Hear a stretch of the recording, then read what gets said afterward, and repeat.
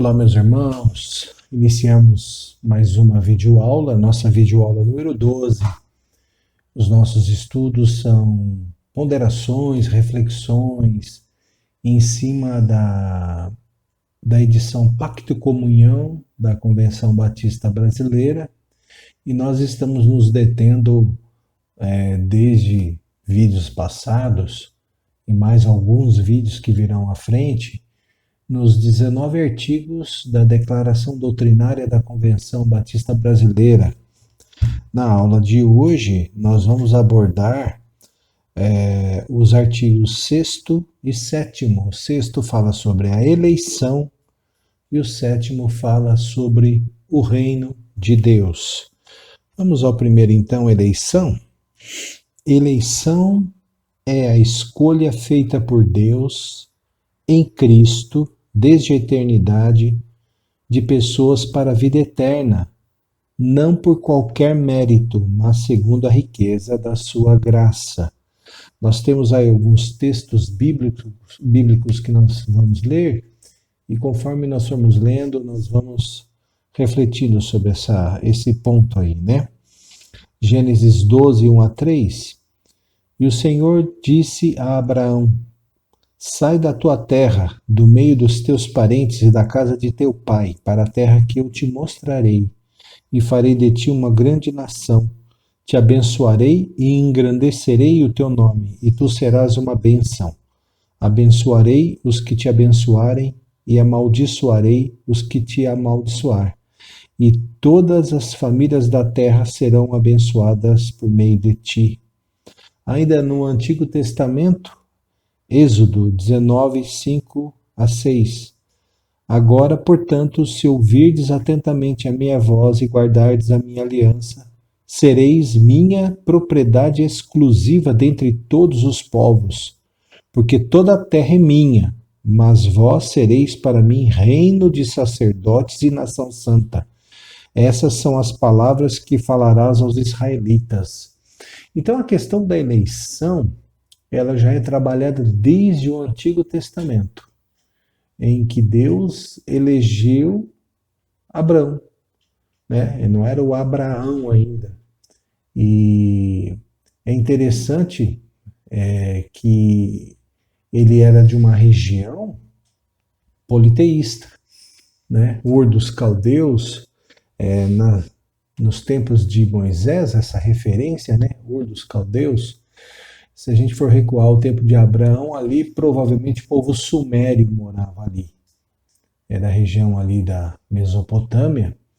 E então, Abraão é um iraquiano. Eu já vi alguns judeus hoje em dia dizendo isso, né? Que eles descendem de um iraquiano.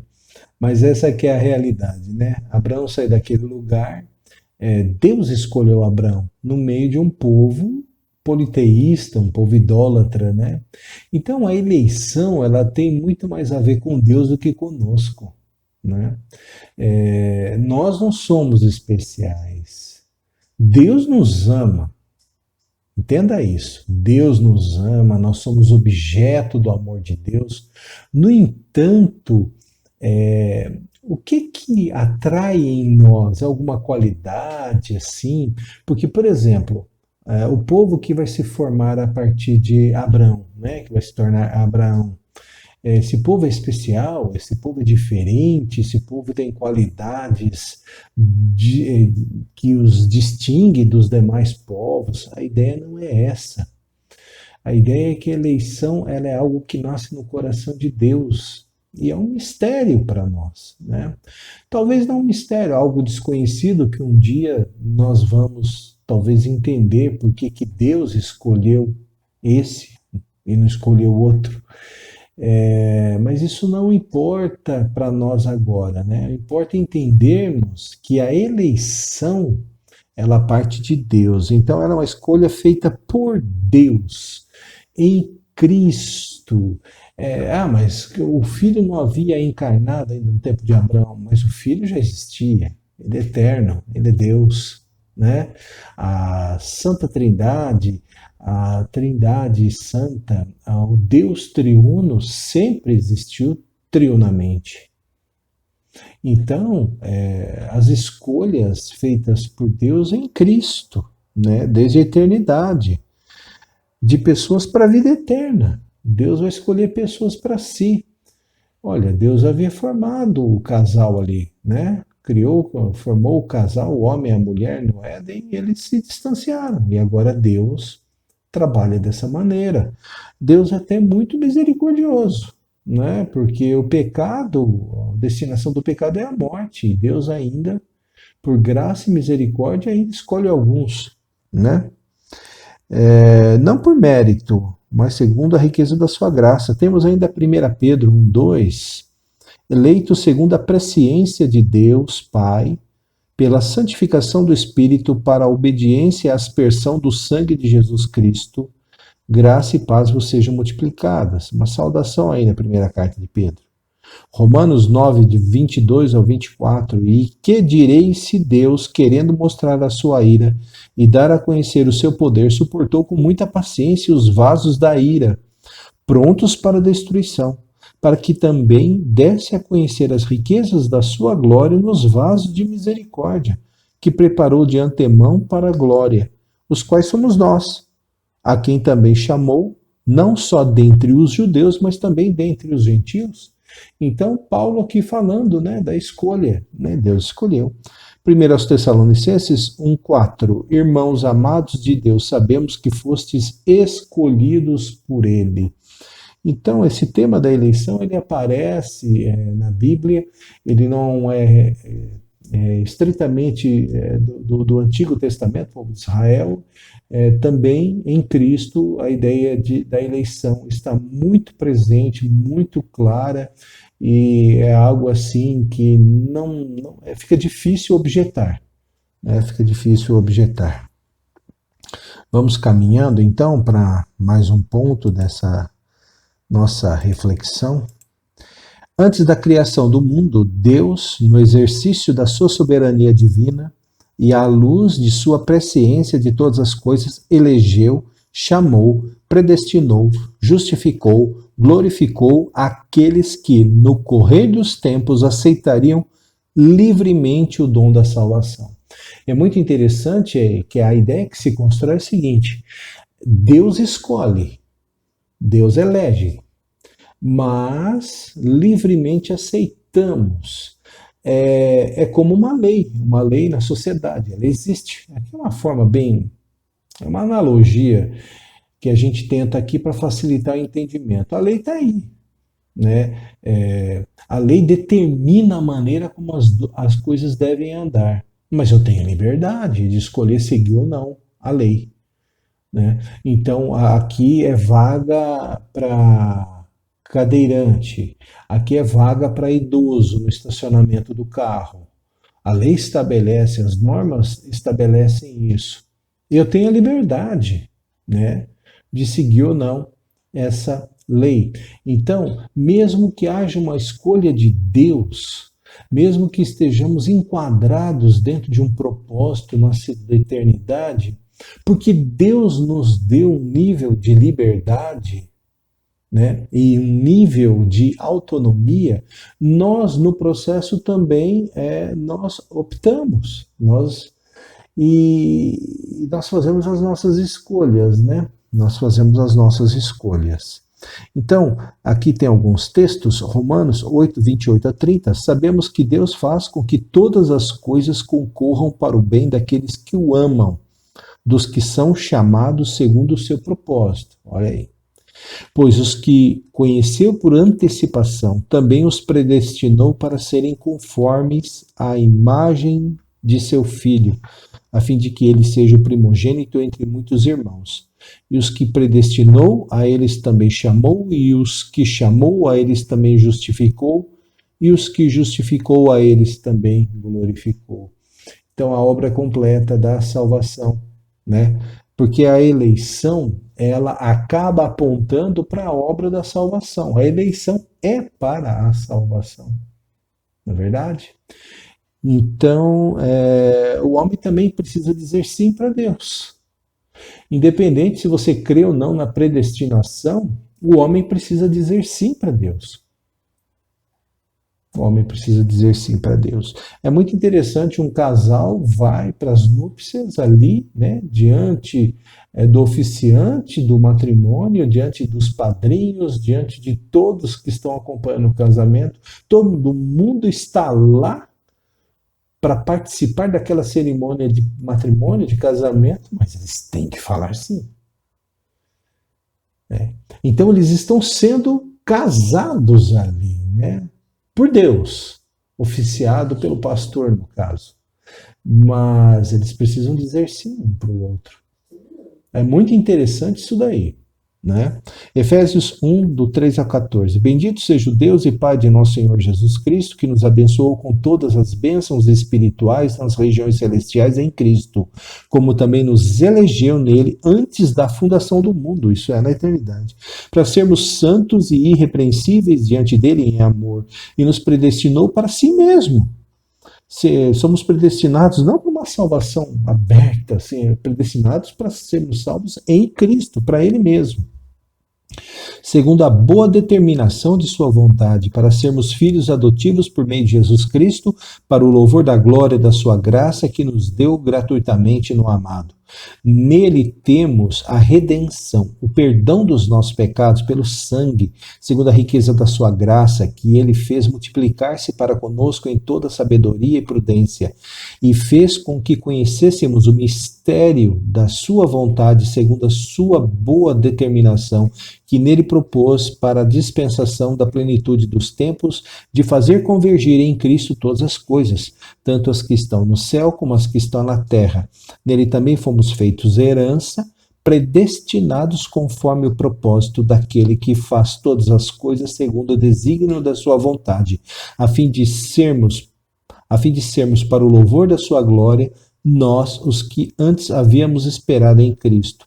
Nele também vós, tendo ouvido a palavra da verdade, o evangelho da vossa salvação, e nele também crido, fostes selados com o Espírito Santo da promessa, que é a garantia da nossa herança. A herança é a salvação. O Espírito Santo é a garantia da nossa salvação. Fomos selados, né? Separados, marcados, monitorados. Olha aí. Para a redenção da propriedade de Deus, para o louvor da sua glória. Segundo aos Tessalonicenses 2, 13 e 14. Mas, irmãos, amados do Senhor, devemos sempre agradecer a Deus por vós, pois ele vos escolheu desde o princípio para a salvação, pela santificação feita pelo Espírito e pela fé na verdade. E para isso vos chamou pelo nosso Evangelho, para alcançardes a glória do nosso Senhor Jesus Cristo. Vamos avançando.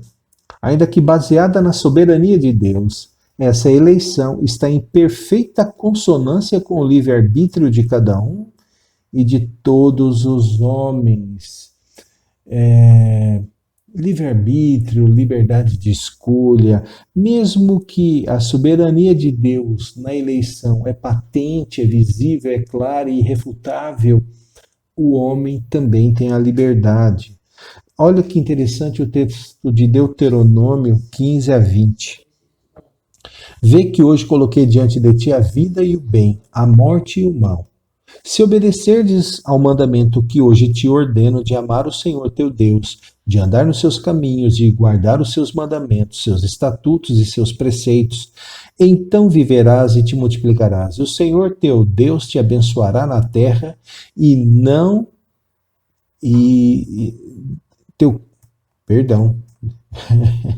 Deixa eu voltar aqui.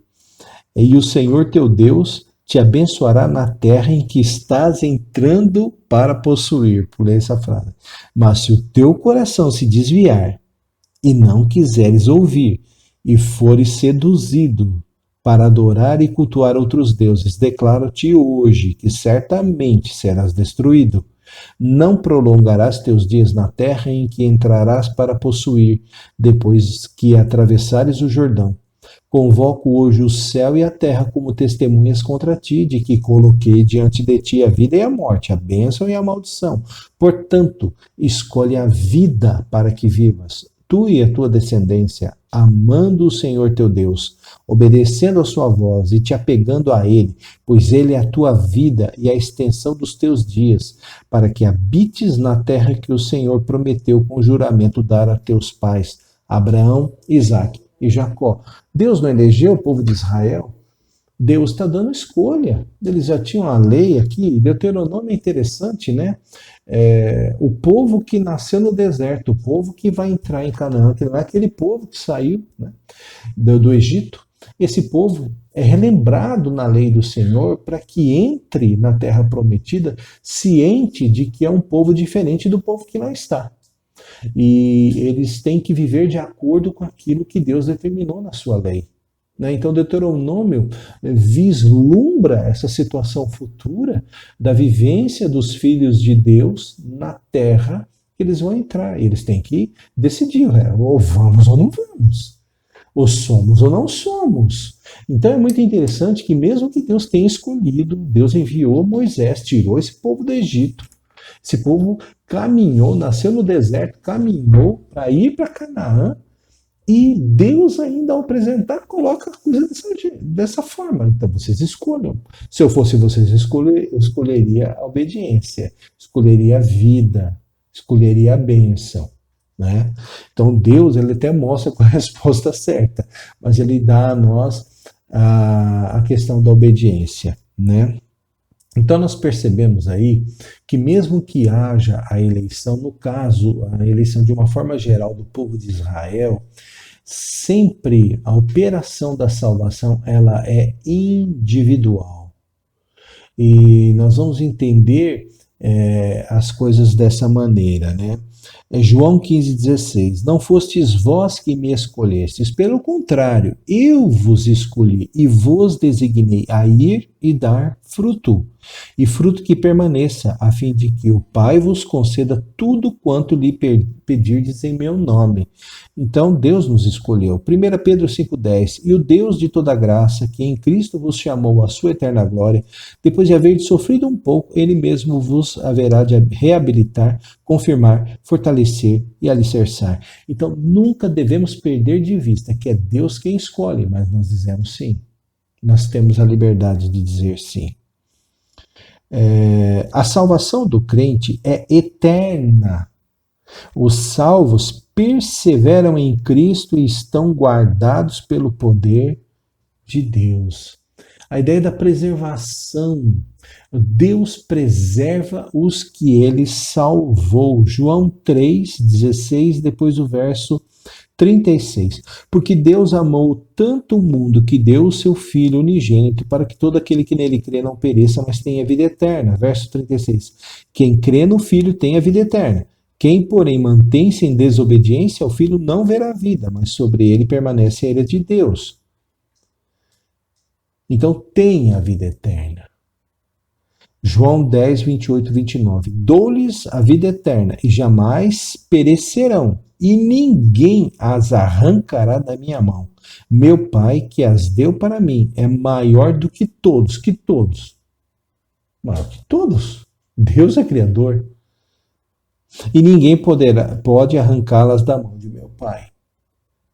Olha que interessante. 1 João 2,19. Eles saíram de nós, mas não eram dos nossos, pois se fossem dos nossos, teriam permanecido conosco. Mas todos eles saíram para que se manifestasse que não são dos nossos. Então é muito interessante que na igreja primitiva já se tinha a ideia de que quem é de Cristo e para sempre de Cristo, e quem não é, não é. Interessante, né? A parábola do joio e do trigo não está relacionado aqui, mas nós vemos que muitas vezes a aparência dá a entender que mas não é salvo, não é povo de Deus, não é remido por Cristo. Eles saíram de nós, porque não eram de nós. Estavam aqui no nosso meio, mas não eram gente nossa.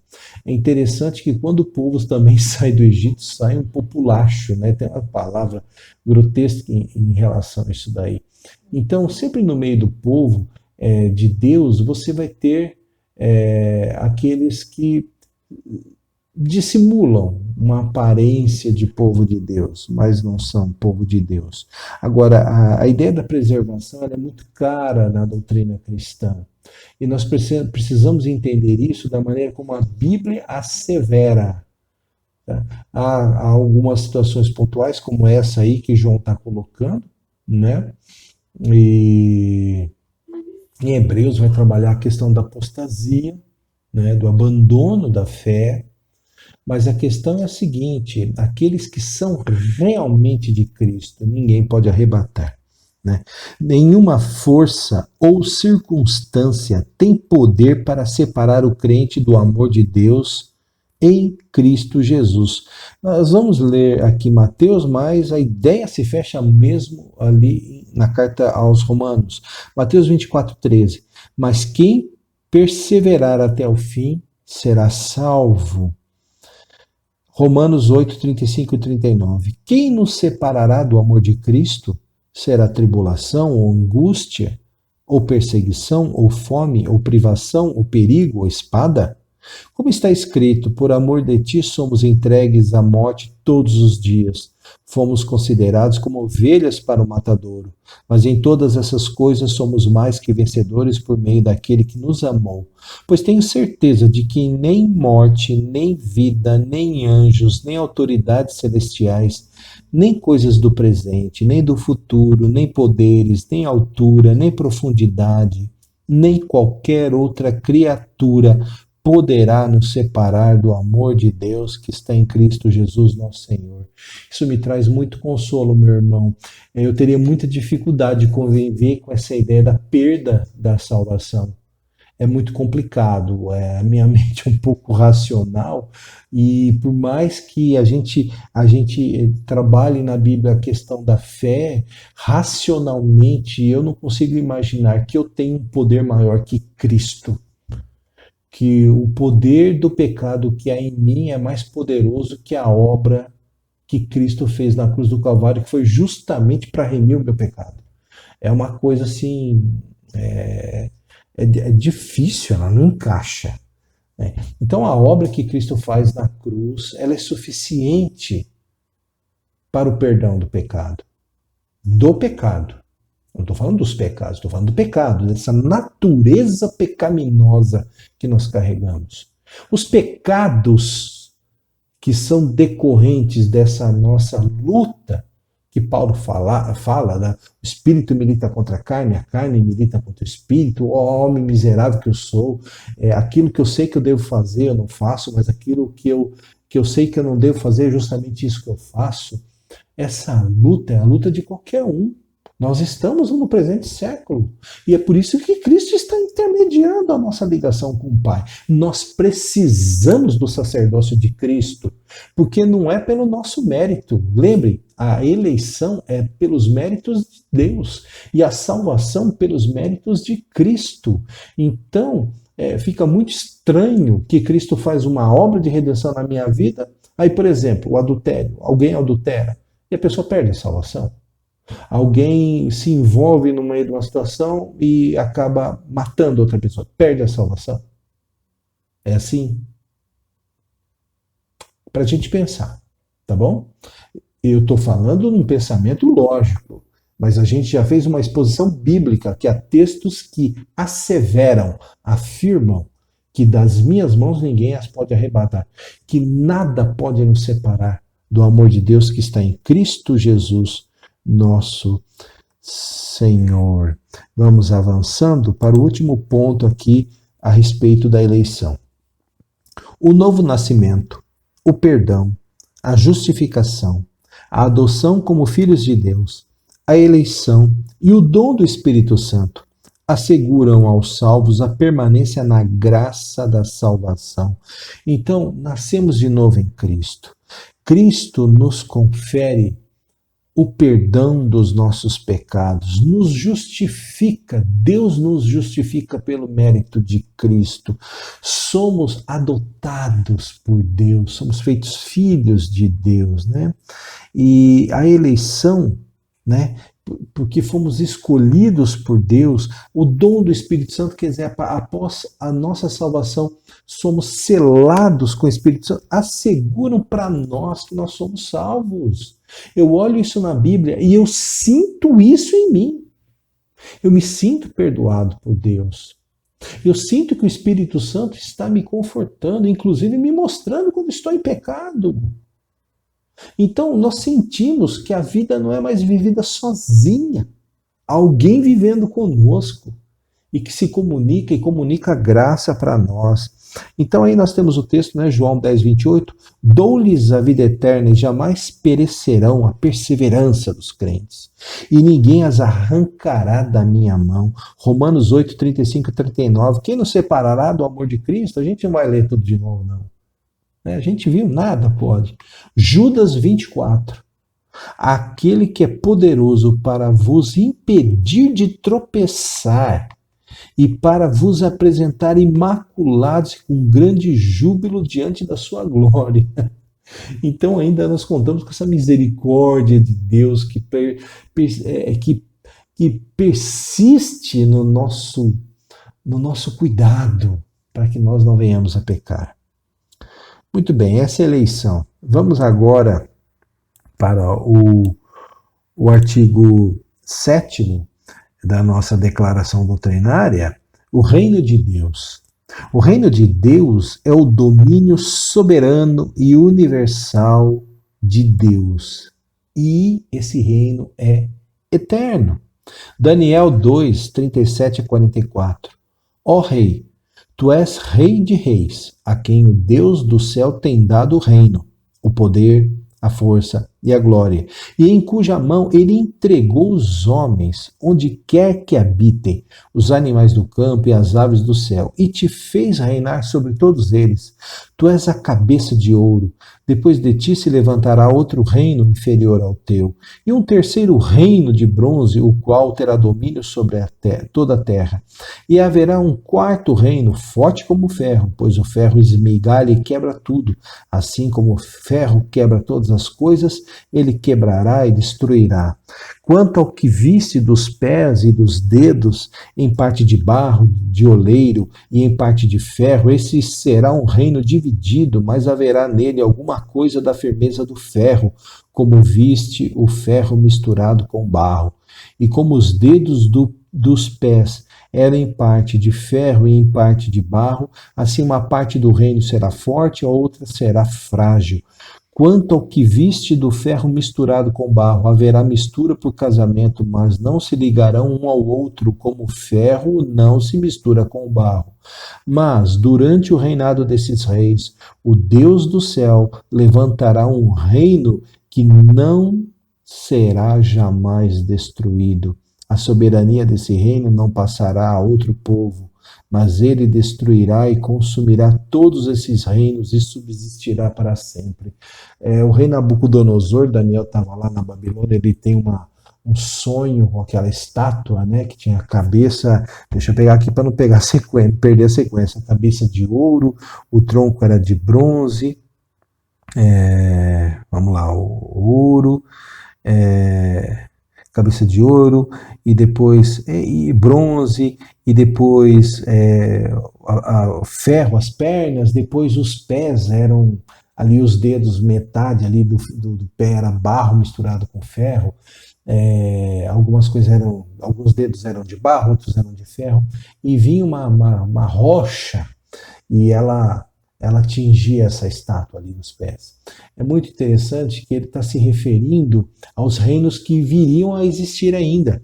Então você tinha o reino da Babilônia, que Nabucodonosor era o imperador babilônico. Na sequência viria os Medo-Persas, né, um outro reino, por isso que a estátua, cada parte do corpo dessa estátua era feita de um material diferente, isso é equivalendo a um reino que viria. Depois ainda haveria um reino que seriam os macedônios, no caso o Império Grego, né, macedônio que eu digo porque Alexandre, o Grande, ele era macedônio, não era grego. mas era o Império Grego, né? E depois veio o Império Romano. E durante o Império Romano vem a rocha, que é Cristo. E esse reino é um reino muito maior que o reino dos homens, porque os reinos humanos vão passando. Mas o reino de Deus, ele permanece eternamente. E ele inicia, o texto é muito bonito, o texto, porque ele fala que Deus entregou todas as coisas na mão de Nabucodonosor. Né? Então, Daniel vai construindo essa ideia para que Nabucodonosor saiba que há um reino que já existe, que já está implantado. Então, o reino de Deus, na verdade, está aí. O reino de Deus significa o domínio de Deus. Mas nós vamos ver que o reino de Deus também ele se aloja no lugar que é o coração do homem. Né? O ponto seguinte aí. Tem mais um texto aqui, deixa eu ler aqui Isaías, né? Isaías 9, 6 e 7. Porque um menino nos nasceu, um filho nos foi concedido, o governo está sobre os seus ombros, e o seu nome será Maravilhoso Conselheiro, Deus Forte, Pai Eterno, Príncipe da Paz. O seu domínio aumentará e haverá paz sem fim sobre o trono de Davi e sobre o seu reino, para estabelecê-lo e firmá-lo em retidão e justiça, desde agora e para sempre. O zelo do Senhor dos Exércitos fará isso. Está se referindo ao Messias, né, que é um domínio eterno do Messias. Vamos para o segundo ponto aí. É também o domínio de Deus no coração dos homens, que voluntariamente a ele se submetem pela fé, aceitando-o como Senhor e Rei. É assim o reino invisível nos corações regenerados, que opera no mundo e se manifesta pelo testemunho dos seus súditos. Somos súditos desse soberano Rei, né? Então, onde o reino começa? O reino, apesar dele ser cósmico, mas ele começa no coração. Eu preciso estar com Cristo entronizado na minha vida. E a eleição tem a ver com isso. Deus escolhe os seus súditos. Né? É interessante que Jesus, no Sermão do Monte, lá quando ele chega no capítulo 6, ele fala assim: ninguém pode servir a dois senhores. Ninguém pode servir, porque há de desagradar um e agradar o outro. Ninguém pode servir. Né? Então, Mateus 4,17, daí em diante Jesus começou a pregar dizendo: arrependei-vos, porque o reino do céu chegou. Quer dizer, o monarca está na terra. Então, nós recebemos o monarca no nosso coração, Jesus. Lucas 17, 20. Interrogado pelos fariseus sobre quando o reino de Deus viria, Jesus lhes respondeu: o reino de Deus não vem com aparência exterior. Olha, Deus é dono de tudo. Mas o reino tem que começar dentro de mim. Eu tenho que entender que as coisas são assim. Não nos esqueçamos, irmãos, que há o problema da nossa rebelião lá no Éden, capítulo 3 do Gênesis. Nós nos rebelamos contra Deus. Né? E o reino precisa começar de novo aqui. Foi no coração que desejamos pecar, é no coração que o reino começa. Lucas 4, 43. Ele, porém, lhes disse: é necessário que eu anuncie o evangelho do reino de Deus também às outras cidades, pois foi para isso que fui enviado. João 18,36. Jesus respondeu: o meu reino não é deste mundo. Se o meu reino fosse deste mundo, os meus servos lutariam para que eu não fosse entregue aos judeus. Entretanto, o meu reino não é daqui. João 3, de 3 a 5. Jesus lhe respondeu, para Nicodemos: em verdade te digo que ninguém pode ver o reino de Deus se não nascer de novo. Quer dizer, tem que ter uma nova vivência com Deus. Então lhe perguntou Nicodemos: como um homem velho pode nascer? Poderá entrar no ventre de sua mãe e nascer pela segunda vez? Jesus respondeu: em verdade te digo que, se alguém não nascer da água e do Espírito, não pode entrar no reino de Deus. É uma obra espiritual. Vamos para o último ponto. A consumação do reino ocorrerá com a volta. Eu pus aqui, entre parênteses, segunda vinda. Né? Jesus veio a primeira vez e virá uma segunda vez. Jesus não é daqui, tá? Jesus é da eternidade. Então ele veio a primeira vez e veio a segunda e virá a segunda vez. Comumente nós usamos volta, mas a volta é de quem é daqui. Quem está voltando é quem saiu daqui e foi para algum lugar e está voltando. Por isso que eu fiz essa correção aí. Foi um professor meu de teologia que me ensinou isso daí. A consumação do reino ocorrerá com a volta, ou segunda vinda, no caso, é o certo, de Jesus Cristo, em data que só Deus conhece, quando o mal será completamente vencido e surgirão o novo céu e a nova terra, para a eterna habitação dos remidos com Deus. E aí tem textos maravilhosos, de muito conforto para nós, que deveríamos fazer clamar a Deus, Maranata, né? Olha aqui, Mateus 25, 31, 46. Quando, pois, o Filho do Homem vier na sua glória, e todos os anjos com ele, então se sentará no seu trono glorioso, e todas as nações serão reunidas diante dele, isso é, todos os povos. E ele separará uns dos outros, à semelhança do pastor que separa as ovelhas dos cabritos, e porá as ovelhas à sua direita, mas os cabritos à esquerda.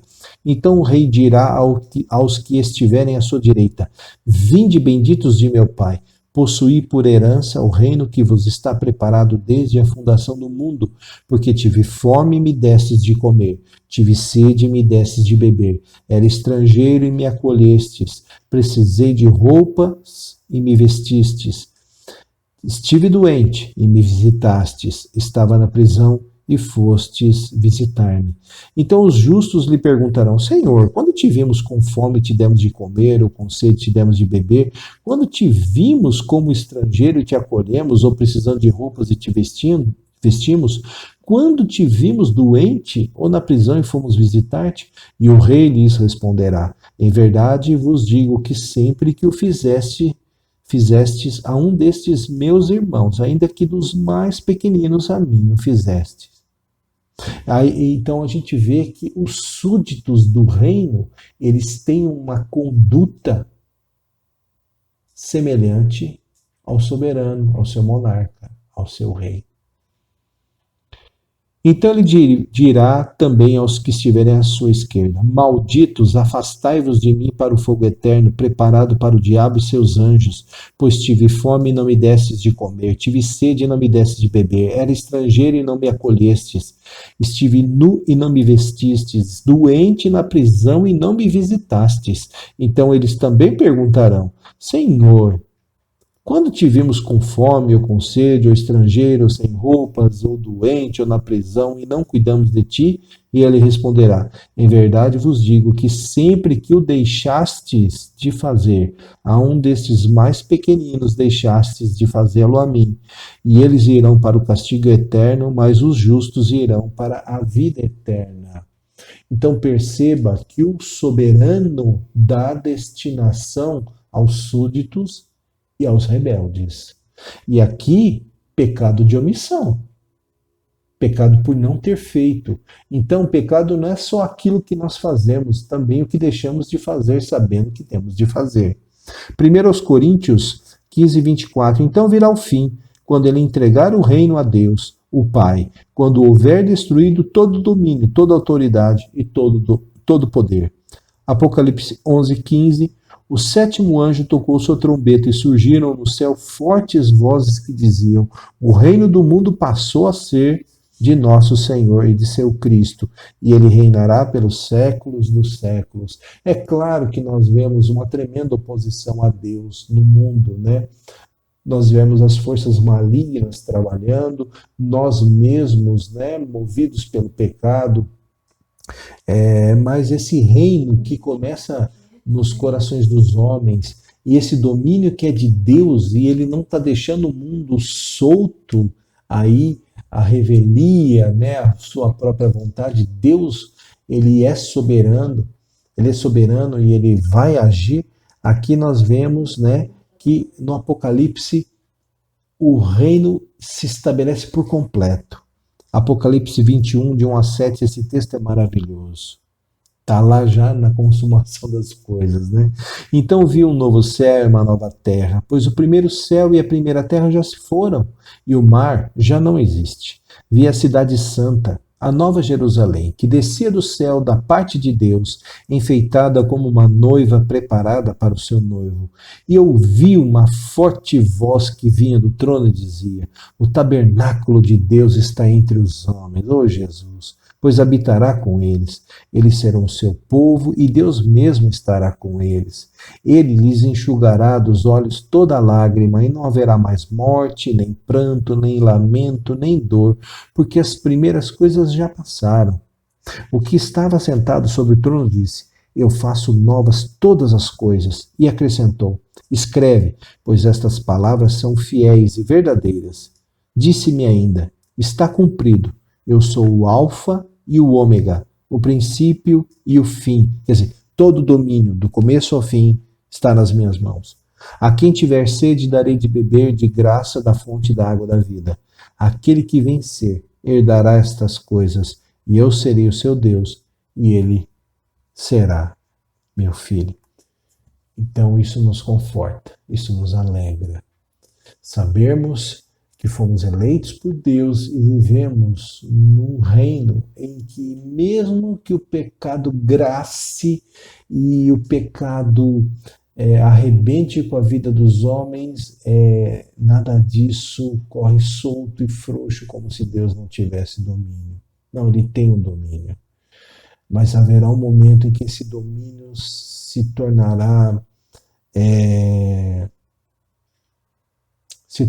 efetivo de uma vez por todas na segunda vinda de Cristo. E nós, os eleitos, estaremos por toda a eternidade com o Senhor. Que ao estudar essas doutrinas, que mais que conhecimento, elas sirvam para despertar em nós alegria por termos sido escolhidos por Deus, e porque essas coisas que já existem, já estão encaminhando, um dia elas se consumarão. E nós estaremos nessa história, sendo colocados à direita do Senhor, para vivermos na eternidade com Ele. Que nós tenhamos ousadia de propagar isso para outras pessoas, para que elas também possam dizer sim para o Senhor Jesus. Vamos orar? Nosso Deus e Pai, obrigado pela eleição, obrigado pelo teu reino, pelo teu domínio, obrigado porque ele começa aqui dentro, no nosso coração, e vai transformando a nossa alma, e vai transformando o nosso caminhar, e vai nos fazendo viver como súditos desse reino. Que nós, tua igreja, saibamos honrar esse soberano Senhor que é Jesus Cristo, e saibamos viver com honra e dignidade ao nome dele nessa terra que necessita da manifestação dos filhos de Deus. Fica conosco, meu Pai, em nome de Jesus nós oramos. Amém. Deus abençoe a sua vida, meu irmão, minha irmã. Muito bom podermos estudar a palavra de Deus. Um abraço, até a próxima videoaula.